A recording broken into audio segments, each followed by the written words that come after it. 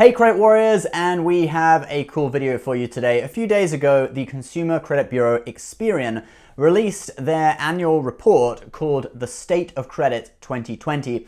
And this report showed that the average US credit score, even though it's been a crazy year, all right, it's been a crazy year, hasn't it? Even though it's been a crazy year, the average US credit score increased rather than decreased. And Experian themselves seemed surprised. Alex Lintner, president of Experian Consumer Information Services, said this: "While it's difficult to predict when the economy will return to pre-pandemic levels, we are seeing promising signs of responsible credit management, especially among young consumers." And it really is true. Now, we'll take a look at what the average credit score is in a minute and how much it's increased by. But first of all, let's take a look at some of the other promising statistics that show that people's credit situation is improving. They found the average number of accounts over 30 days past due has decreased to 2.4%, down 150 basis points. And the average credit card debt has also decreased by over $700 to $5,897. And that's probably because people have cut back on spending and they're not taking as many risks as before. Now,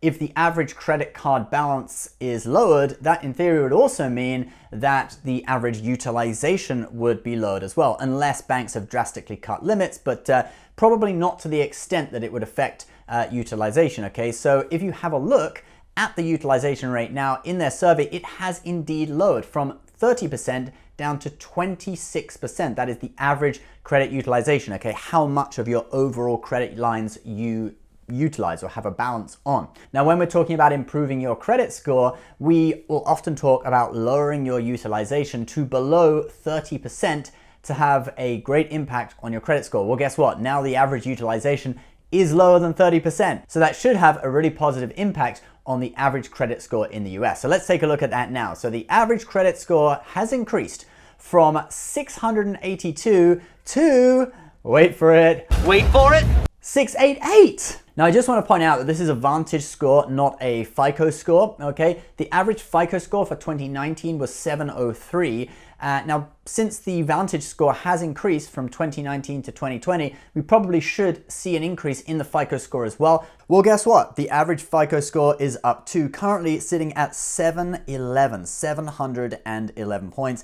The average for 2019 was 703, and obviously we haven't got the average for the whole of 2020 yet. That normally comes out at the beginning of next year, but currently it's sitting at 711 points. This is really good news for the US economy because it means people can still qualify for mortgages, car loans, rent apartments, get cell phone plans without huge deposits, like all the things that you need a good credit score for. They can actually do even more so despite that we've just had a pandemic. So that's really, really cool. And if we do get more stimulus, it should, just supercharge the economy even more. Hopefully we do not have a delayed effect where, we're now waiting a few months for past due payments to hit credit reports. I don't think so. I think a lot of months have already gone past. Probably enough time has already gone past that we're not going to get that delayed effect. So well done, America. And if you're feeling in a good mood, why don't I make your day even better, letting you know that you can get 3 free stocks just for signing up for Webull and depositing $100.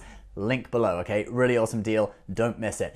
Thanks so much for subscribing, guys. Please leave a comment. Are you surprised that the average credit score has increased? I certainly was. Let us know what you think in the comments down below. I'll see you next time. Bye-bye.